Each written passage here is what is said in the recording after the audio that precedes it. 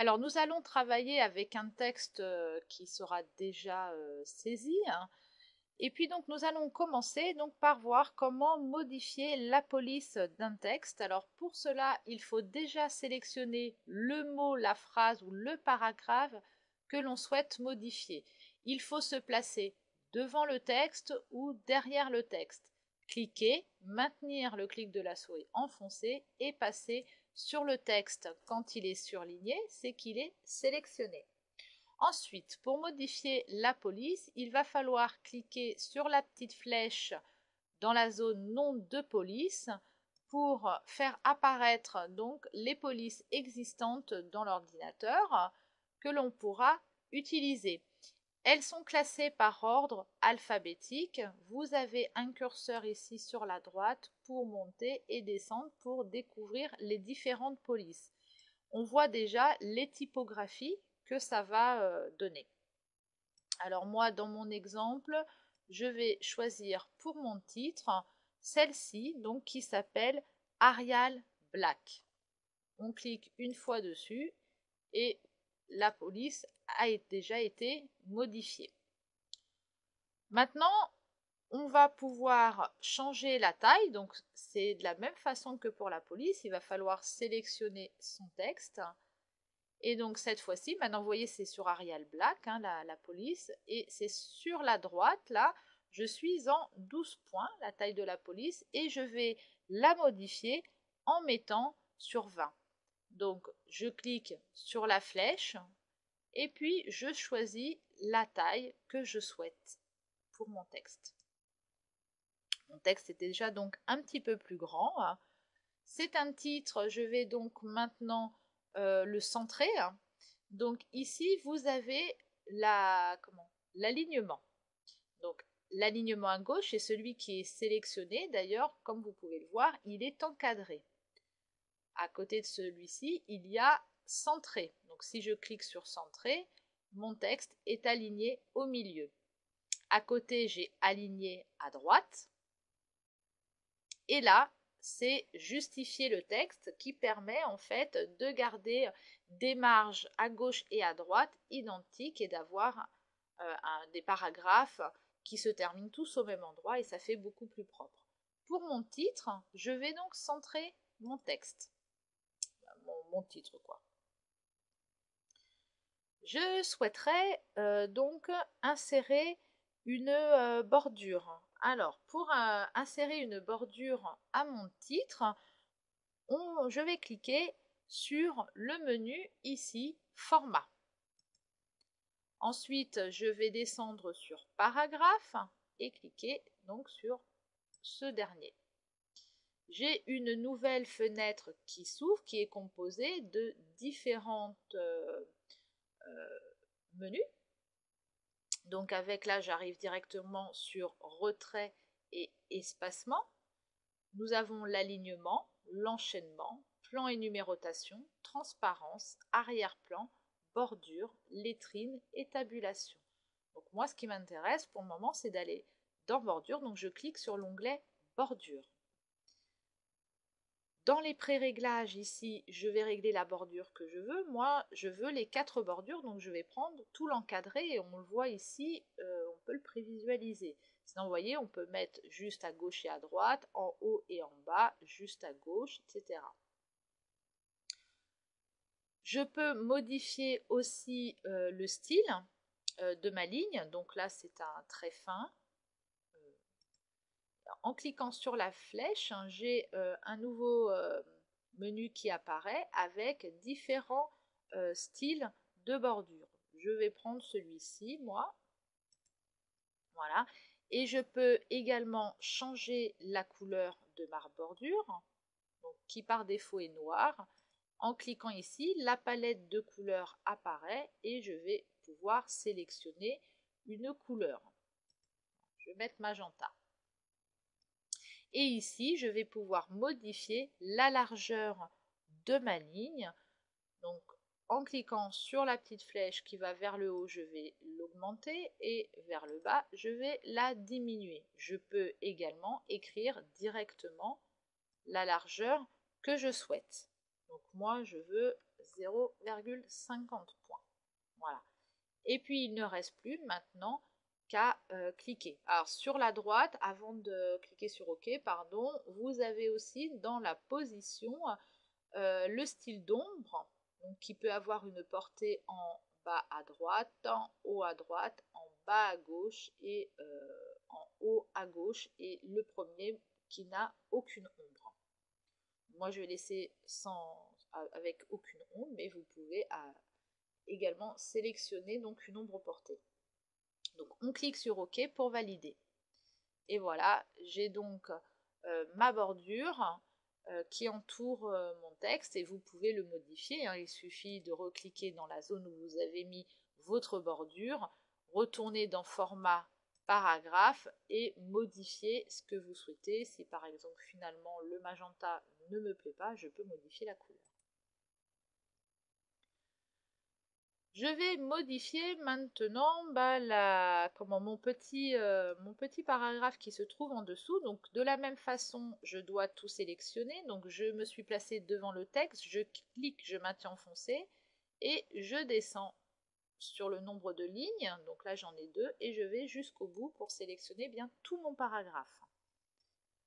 Donc cette fois-ci, je vais mettre la police, je sais que je vais mettre déjà la police Georgia. Donc en cliquant ici où il y a écrit Libération Sérif, donc c'est la police qui s'est mise par défaut, hein, je peux donc sélectionner Libération Sérif et écrire par-dessus le nom de la police que je veux faire, que je veux choisir, que je veux mettre. Donc je vais prendre Georgia, on commence à écrire et puis en fait après il nous propose, c'est bien celle-ci que je veux, j'appuie sur la touche Entrée de mon clavier pour valider et ça a modifié la police de mon texte. Je vais la mettre en taille 20, donc de la même façon que tout à l'heure, je clique sur la flèche de la taille de la police et je sélectionne 20. D'ailleurs 20 ça me paraît vraiment beaucoup, donc non, je vais la mettre sur 14 parce que ça me paraît énorme. Je vais la mettre en gras. Alors ici, on a vu tout à l'heure l'alignement. Ici, vous avez d'autres commandes pour mettre en gras, en italique, souligner le texte et barrer le texte. Donc là, moi, je veux mettre en gras, donc je vais cliquer sur le G. Je souhaiterais à mon texte ajouter une lettrine, donc à la première lettre, donc de Claude, donc le C. Donc je vais sélectionner le C de Claude et puis je vais retourner à nouveau dans format paragraphe et cette fois-ci je vais aller dans l'onglet lettrines. En cochant afficher des lettrines, vous pourrez le visualiser sur la droite. Donc on choisit donc le nombre de caractères que l'on souhaite voir en lettrine. Donc là, moi, j'ai choisi que le C, mais si je voulais avoir le L de Claude, je mettrais 2 et il y aurait le L en lettrine. Moi, je vais mettre que la première. Et je peux choisir le nombre de lignes. Donc, si vous voyez derrière, mon texte, en fait, est sur 3 lignes. Je ne souhaite pas mettre la lettrine sur les 3 lignes, mais sur les 2 premières. Donc, à ligne, à la place de 3, je vais mettre 2. Je vais cliquer maintenant sur OK pour valider. Et voilà d'autres lettrines qui s'est intégré à notre texte et puis qui le rend un petit peu plus sympa, un peu plus joli à regarder. La signature par Sébastien Aubert. La signature, je vais la sélectionner. Je vais la centrer comme je l'ai fait tout à l'heure en utilisant la commande centrée des alignements. Et je vais la mettre en Georgia également. Donc soit j'ouvre la barre et je cherche Georgia. Comme ça commence par un G, c'est un peu long. Donc je vais l'écrire, ça ira plus vite. Et j'appuie sur la touche Entrée. Je vais également mettre ce texte en italique. Donc cette fois-ci, je vais cliquer sur le i de italique. Vous pouvez vous rendre compte qu'en fait, à chaque fois qu'on place la souris sur une commande, on a un petit texte qui apparaît en dessous et qui nous indique en fait à quoi ça correspond. Donc, si vous ne savez plus trop, il suffit de déplacer votre souris sur les commandes pour avoir l'information. Je clique sur i pour italique et je vais le laisser en 12. Je vais modifier maintenant place à l'expérience. Donc ce sous-titre là, place à l'expérience, je vais cette fois-ci le mettre en police Verdana. Je me place dans le nom de police, je sélectionne, je surligne et j'écris par-dessus. Il n'y a pas besoin de supprimer le texte, il suffit d'écrire par-dessus. C'est suffisant. Ça remplace le mot. On appuie sur la touche Entrée pour valider. Je vais mettre en taille 14.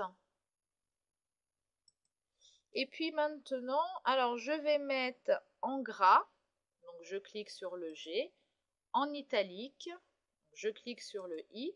Et je vais également souligner mon texte en cliquant ici sur le S qui est souligné. Et puis à ce texte, je vais insérer une puce. Alors pour cela, je vais me placer devant mon texte. Voilà. Et sur la droite ici de l'alignement, vous avez les commandes pour ajouter les puces. À côté, c'est pour ajouter de la numérotation. Donc en cliquant sur la flèche du bas, j'ai les différentes puces qui apparaissent. En cliquant sur plus de puces, une nouvelle fenêtre apparaît avec différents onglets. Puces, numérotation, plan, image, position et personnalisé. Donc dans plus, on va retrouver les puces que l'on a vues tout à l'heure, donc les premières qui nous étaient proposées.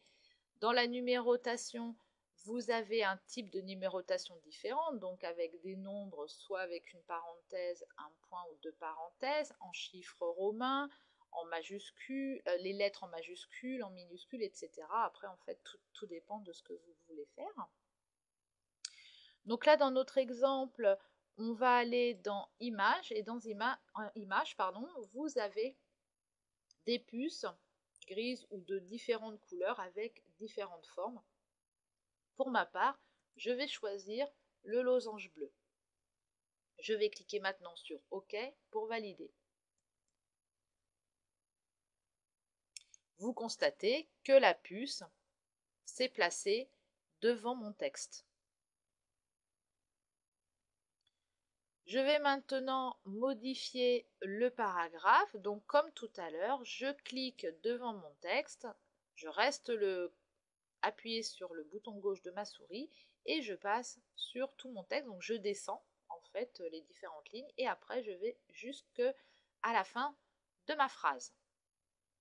Une fois que c'est sélectionné, je peux modifier mon texte. Donc, cette fois-ci, je vais sélectionner comique sans MS. Donc il suffit de prendre l'ascenseur. Enfin, je ne vais pas l'écrire, on va regarder ensemble quand on descend. Voilà, donc c'est par ordre alphabétique. Et quand je retrouve celle que je souhaite, je clique dessus.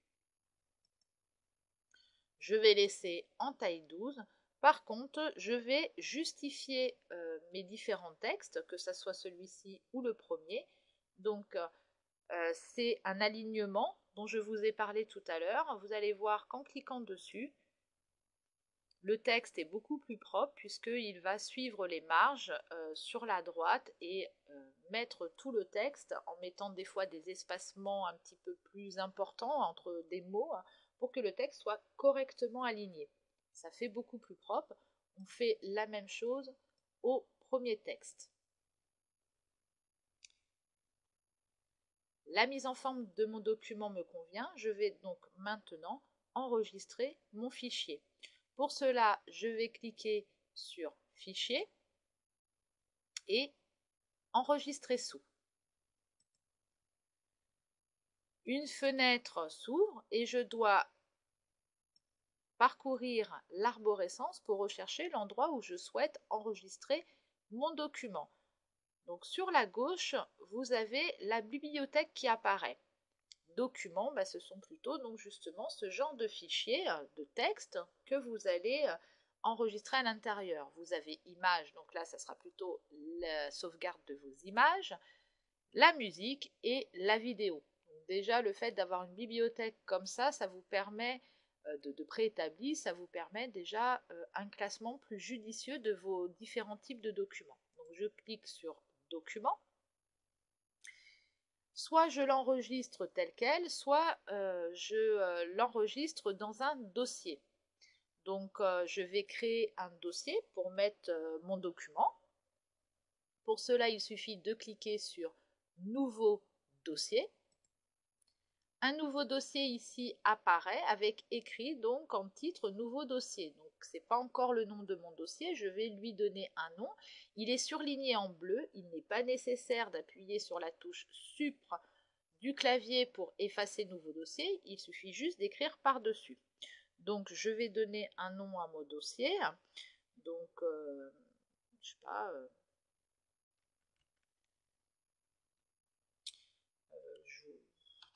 journal, voilà, peu importe. Et je vais appuyer 2 fois sur la touche Entrée de mon clavier pour aller à l'intérieur. Ici en haut, vous retrouvez l'arborescence avec, nous sommes dans la bibliothèque, dans Documents et dans le dossier Journal que nous venons de créer. Maintenant, il faut donner un nom à son fichier, c'est important puisque ça permet de les retrouver beaucoup plus facilement.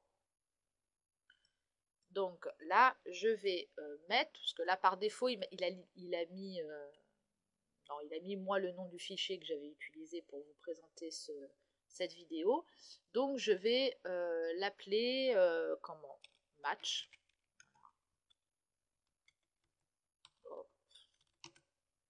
Voilà.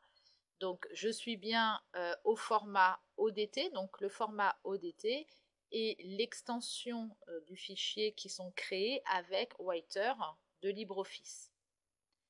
Je clique sur Enregistrer. Et en haut de dans la barre de titre, rappelez-vous dans la vidéo précédente, quand nous avons vu l'interface, on a parlé de la barre de titre en haut. Et là-haut, maintenant, j'ai le document avec le nom de mon fichier, Match ODT. Je peux donc maintenant fermer mon logiciel car j'ai fini mon travail. Si vous apportez une nouvelle modification à un document que vous avez fait, vous n'aurez pas besoin de passer par fichier enregistré sous pour aller rechercher dans l'arborescence dans quel dossier vous souhaitez enregistrer votre fichier. Vous cliquez tout simplement sur la petite commande enregistrer qui est en forme de disquette. Voilà. Pour fermer le logiciel, il vous suffit de cliquer sur la croix, ici, en haut à droite. Et bien voilà, cette vidéo est terminée. Nous nous retrouverons dans une prochaine vidéo pour continuer à travailler sur de la mise en forme de texte. À bientôt!